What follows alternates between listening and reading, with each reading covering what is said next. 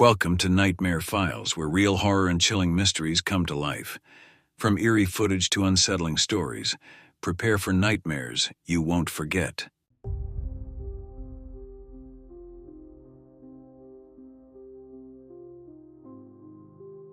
Have you ever felt like someone or something was watching you in the woods? Out there beyond the trees where the silence stretches too long and the shadows move just a little too much? Tonight, I bring you 4 terrifying true hunting horror stories. Accounts from those who ventured deep into the wilderness only to realize they were not alone. From eerie figures standing motionless in the dark, to inhuman screams echoing through the night, to intruders lurking where they shouldn't be. These hunters went looking for game. Instead, they found something else entirely. Before we begin, make sure to like this video, subscribe to the channel, and turn on notifications so you never miss a chilling story.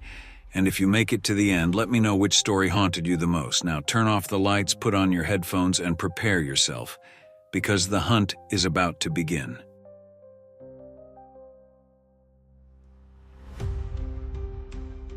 It was hunting season, my favorite time of the year. Every year I took a trip to Maine, rented a secluded cabin, and spent a weekend immersed in the wilderness. I never bought my own property, too expensive for something I'd only use once a year, so Airbnb was the best option. I wasn't a professional hunter, just someone trying to gain more experience. In the past, I used to go with my uncle, but his health had declined, so for the past few years, I had been going alone. Last year, I arrived late on a Friday night. The drive had been long, and by the time I turned onto the narrow dirt road leading to the cabin, the world outside was swallowed in darkness. The forest stretched endlessly in every direction, silent and unmoving. There were no crickets, no wind rustling the leaves, just silence. The cabin was small but cozy. The owner had left the heater on, which was a welcome relief from the freezing November air. The key was under the mat, just as I had been told. I unlocked the door, brought my bags inside, and looked around. It was simple. 1 bedroom, a small kitchen, and a living room with a worn-out couch. I quickly set my alarm for dawn and crawled into bed. The deeper into the woods you are, the quieter it gets at night. No traffic, no distant hum of civilization. Just the weight of absolute silence pressing in on you. I fell asleep with an uneasy feeling in my chest. The next morning, I woke up at first light, quickly got dressed, and headed out into the woods. The air was crisp, the sky painted in soft hues of orange and pink. I found a good spot behind a fallen tree and settled in, rifle in hand. Minutes passed, then I heard it, a voice. "What are you doing here?" The words were slow, deliberate, and came from behind me. My heart jolted. I turned around quickly, my breath caught in my throat. The man stood there. He was middle-aged, with graying hair and sharp eyes that locked onto mine with an unsettling intensity. His face was rough, sun-worn, and etched with deep lines. "This area's off limits," he said, his voice low and firm. I swallowed hard, confused. I didn't know. I rented a cabin nearby and I thought hunting was allowed in this area. The man didn't blink. "I see people like you come here all the time," he muttered. "Out-of-towners. You come and then you leave." A chill crept down my spine. I'm sorry," I said, gripping my rifle tighter. "I'll leave." The man didn't say another word. He just stood there watching as I gathered my things. As I walked away, I glanced over my shoulder and he was gone. I didn't hear him walk away. Didn't hear leaves crunch under his feet.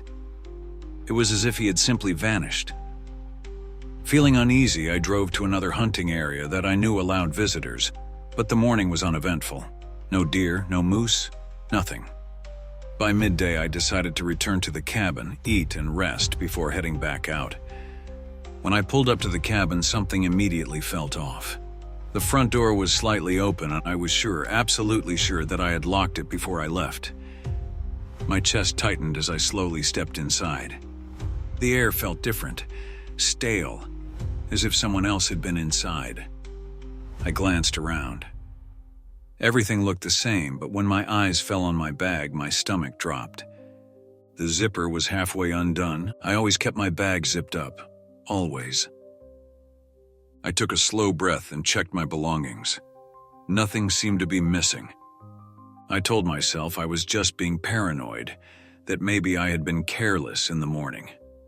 But something about the way the room felt, the way the air seemed heavier, made my skin crawl.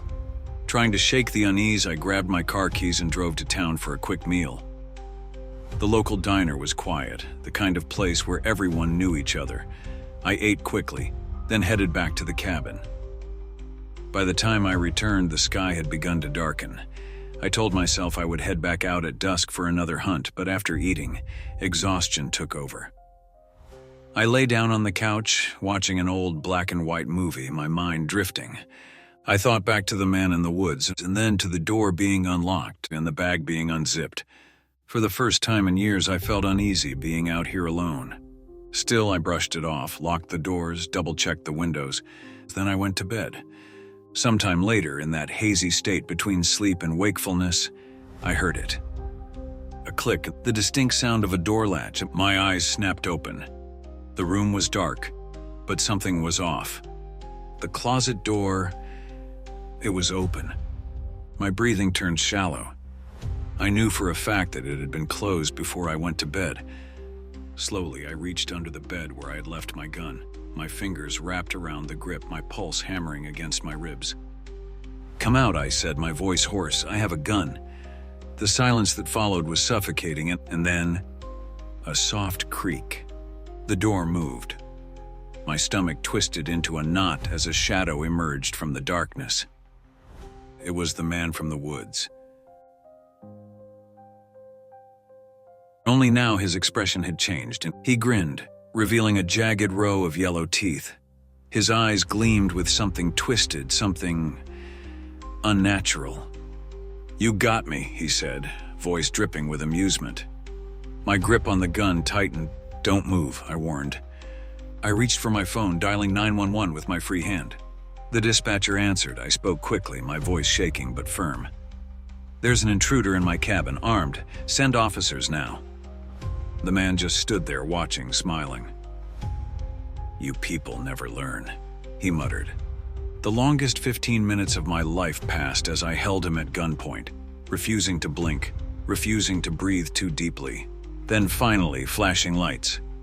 Sheriff's deputies stormed in, and within seconds they had him on the ground, in cuffs. They asked me questions, how I found him, if I had noticed anything missing. I told them everything. The man didn't fight, didn't resist, just sat there with that same sick grin. When they took him away, I let out a breath I hadn't realized I'd been holding. The Airbnb host later told me he had no idea who the man was, that no other keys to the cabin existed. I still don't believe I left the door unlocked that morning.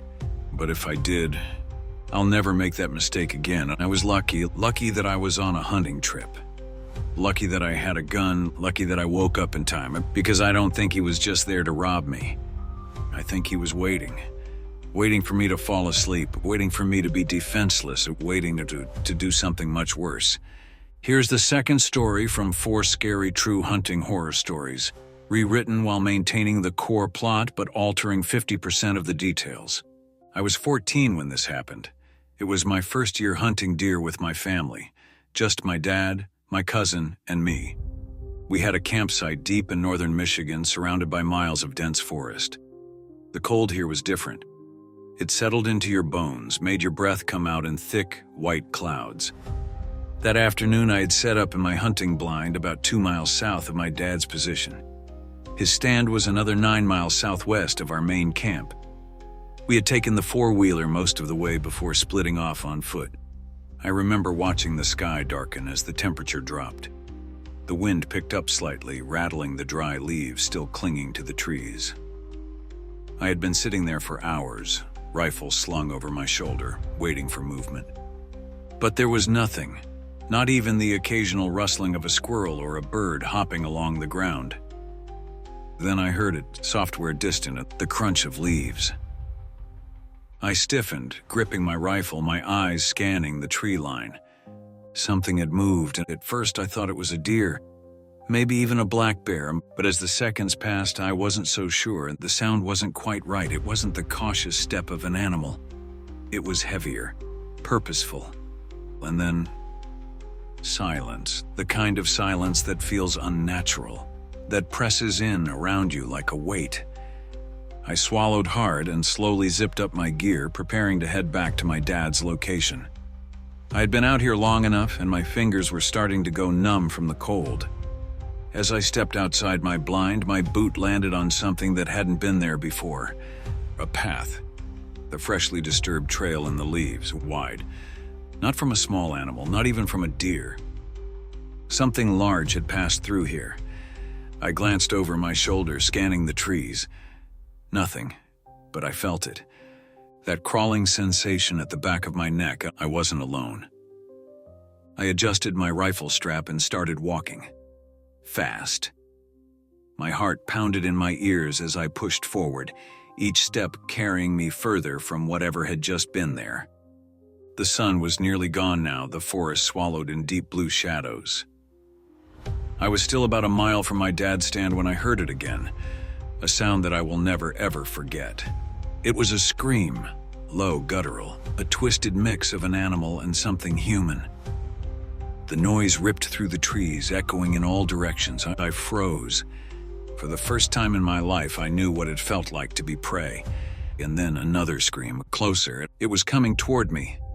Adrenaline took over and I ran harder than I ever had in my life, my boots pounding against the frozen ground. The trees blurred past me. My breath came in ragged gasps.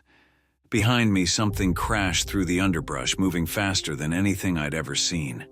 I fumbled with my rifle, trying to swing it around, trying to prepare myself for whatever was chasing me. But I didn't stop. I couldn't stop. I burst out of the trees onto an old dirt road. A road I recognized, Rabbit Road, the path that connected our camp to the hunting grounds. I followed it, sprinting as hard as I could, barely able to think. When I finally reached the cabin, I collapsed onto the porch, gasping for air. My stomach twisted, and I retched, my body barely able to process what had just happened. Behind me, deep in the woods, something was still there, watching. I scrambled inside, locked the door, and huddled against the wall, my hands shaking violently. I don't know how much time passed before I heard the distant rumble of my dad's four-wheeler. I ran outside the second I saw him, tears burning my eyes. I threw myself at him, gripping his jacket, barely able to get the words out. At first, he didn't believe me. Then he looked at my face. He saw the terror in my eyes, and his expression changed.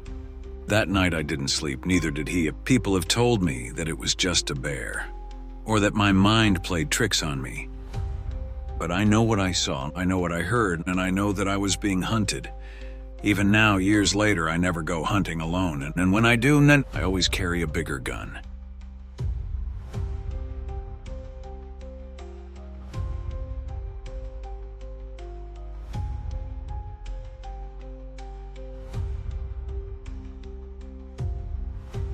It was a Friday evening. I had just gotten home from school, excited for the weekend. I was 13, and hunting was something I had been doing with my family for as long as I could remember. This time, it was just my grandpa, my dad, and me. We were heading to a ranch in South Texas, a place I had been going to since I was 4 years old. It was a familiar, almost sacred place to me. 300 acres of open land, dense woods, and the kind of silence that makes you feel small. By the time we arrived, it was past 10 p.m. The ranch wasn't anything fancy, just a small shack, barely the size of a bedroom, with a couple of old beds inside. We didn't sleep there, not after my dad once found a massive snake shed inside one of the beds when I was little. Since then, we always brought a tent and camped outside. That night, we sat around the fire, talking, laughing the way hunters do. Then we heard it, a scream. A sound so unnatural, so deeply wrong, that it silenced every man around that fire. It wasn't an animal, it wasn't human. It was something in between. The ranch owner was the first to speak. What the hell was that? Nobody answered. He grabbed a rifle, told one of his sons to come with him, and ordered the rest of us to stay put. I watched as they rode off into the darkness on an ATV, disappearing into the trees. They came back 20 minutes later and they hadn't found anything, no tracks, no blood, no sign of whatever had made that noise. But something about the way the old man looked told me that he wasn't convinced. I didn't sleep well that night. The next morning before dawn, we got up to head to our blinds. My grandpa dropped me off at mine, told me he'd be back later. Then he left. I climbed up into my blind, rifle across my lap, and waited for the sun to rise. The world was still dark when I noticed movement, a figure standing at the edge of the trail. I grabbed my night vision scope, heart pounding with anticipation. I was expecting a deer. I was wrong, it was a person, or at least it looked like one. Tall, thin, distorted. I watched, frozen as it turned its head toward me, and then it screamed.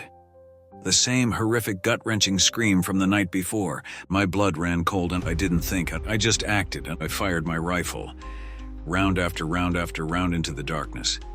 When I looked back through the scope, it was gone. My phone vibrated against my leg. Text messages, calls, my dad, he had heard it too. So had my grandpa. Later, when we searched the area, there were no tracks, no blood, nothing. But I know what I saw, and whatever it was, it survived 25 rounds from a .22 and 4 from a .243. I still go back to that ranch, but now I never hunt alone.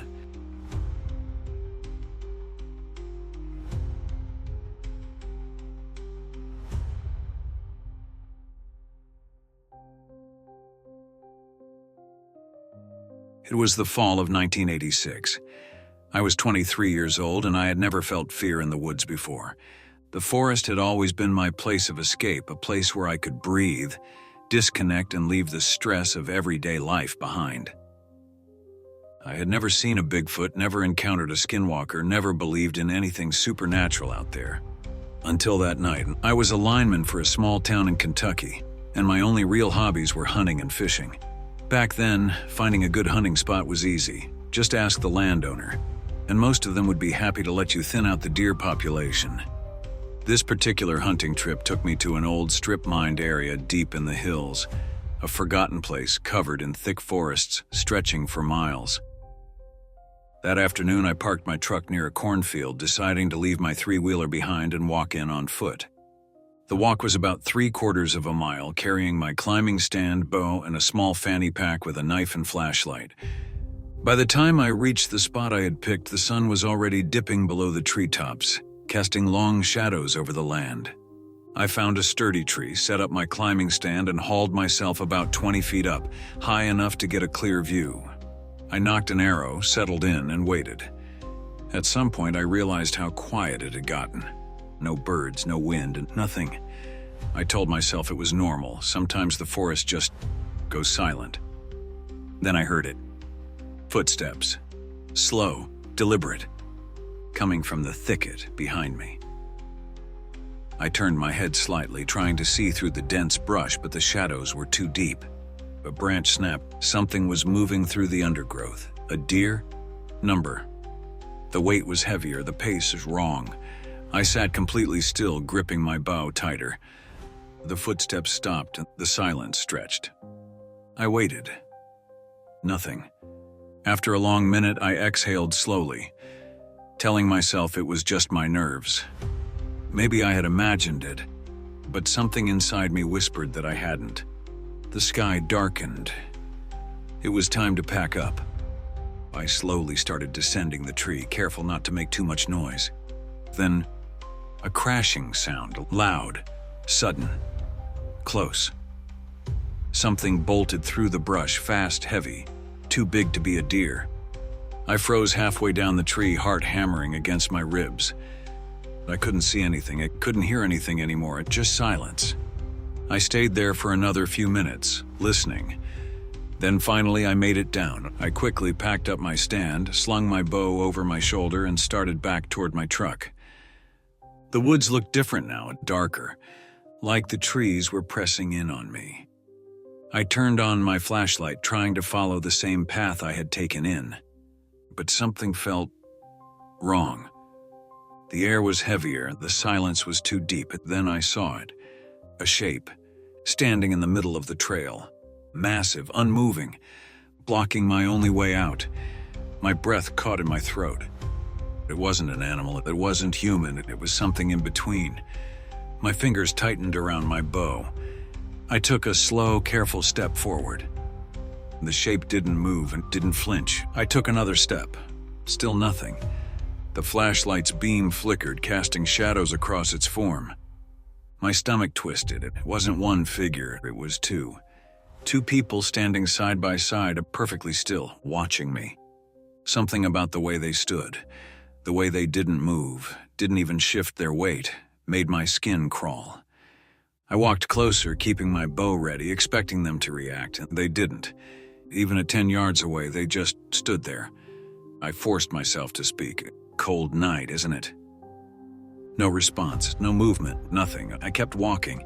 When I passed them, they didn't turn, didn't move their heads. I reached the creek, crossed it, and made it back to my truck. By then, I was shaking. I watched the trees for a long time before finally unlocking the door and getting in. I started the engine, looked back down the road. They were gone. The next day, when I went to drive into town, I noticed something was wrong. My truck's tires were all low, and I got out to check. Nails, dozens of them, embedded deep. Something had done this. I never hunted there again. Never parked off the main road again. Never went into those woods alone again. I still don't know who or what those figures were, and I don't want to find out.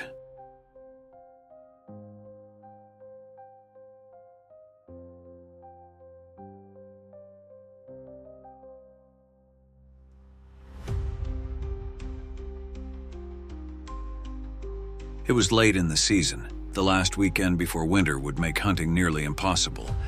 The air was sharp, the trees bare, and the ground covered in a thin layer of frost that crunched beneath my boots. I was hunting alone that year, deep in the wilderness of western Montana. I had done this countless times before. Set up camp, tracked game, followed the trails I had memorized over the years. But this time something was different. I didn't know it yet, but I wasn't alone out there. The first 2 days were uneventful. I saw some tracks, spotted a few deer, but nothing worth taking a shot at. The cold had set in harder than I expected, so I spent my evenings huddled by the fire, listening to the wind howl through the trees. On the third night, I woke up to a sound just outside my tent. A low, dragging noise, like something heavy being pulled across the frozen ground. I sat up, heart hammering, and listened. The wind had died down, and in its absence, the forest had become eerily still. Then another sound. Footsteps, slow, deliberate. Circling my tent, I grabbed my rifle and flicked on my flashlight, aiming it toward the fabric walls. Nothing. The sounds had stopped. I unzipped the tent just enough to peek outside. The fire was still smoldering, casting flickering shadows across the trees. I scanned the perimeter, nothing. Just the empty frozen woods stretching endlessly in every direction. I told myself it was probably an animal, a coyote, maybe even a mountain lion, curious about my camp. But something about the way those footsteps had moved. Something about the way they circled me didn't feel right. Still, I forced myself to brush it off and went back to sleep. The next morning, I woke up to find footprints, not animal tracks, boot prints leading from the trees and straight to my tent. They stopped right outside the entrance, and then they disappeared. Like whoever or whatever had made them had simply vanished. I felt a cold knot form in my stomach. Someone had been watching me. Standing outside my tent while I slept, and I packed up camp within minutes, shoving everything into my bag with shaky hands. The hunt was over. I was done. I started the hike back toward my truck, moving faster than I ever had before, my rifle gripped tightly in my hands. The woods felt different now, like they were closing in, like something was following me. It was nearly dusk when I finally reached my truck. Relief flooded through me as I unlocked the door and tossed my gear inside. I was safe. At least that's what I thought, and then I saw them. Just beyond the tree line, a figure, standing perfectly still, half hidden in the fading light. Watching me, I felt my breath catch in my throat. It was too far to make out any details, but I knew it wasn't a hunter. No rifle, no orange vest, just a tall, thin figure standing in the trees. I didn't move, and neither did it. For what felt like an eternity, we just stared at each other. Then without a sound, it took a step back and another. And then it was gone, swallowed by the darkness. I didn't waste another second. I got in my truck, locked the doors, and drove. I don't know who or what it was. I don't want to know it, but I never went hunting alone again, and I never will.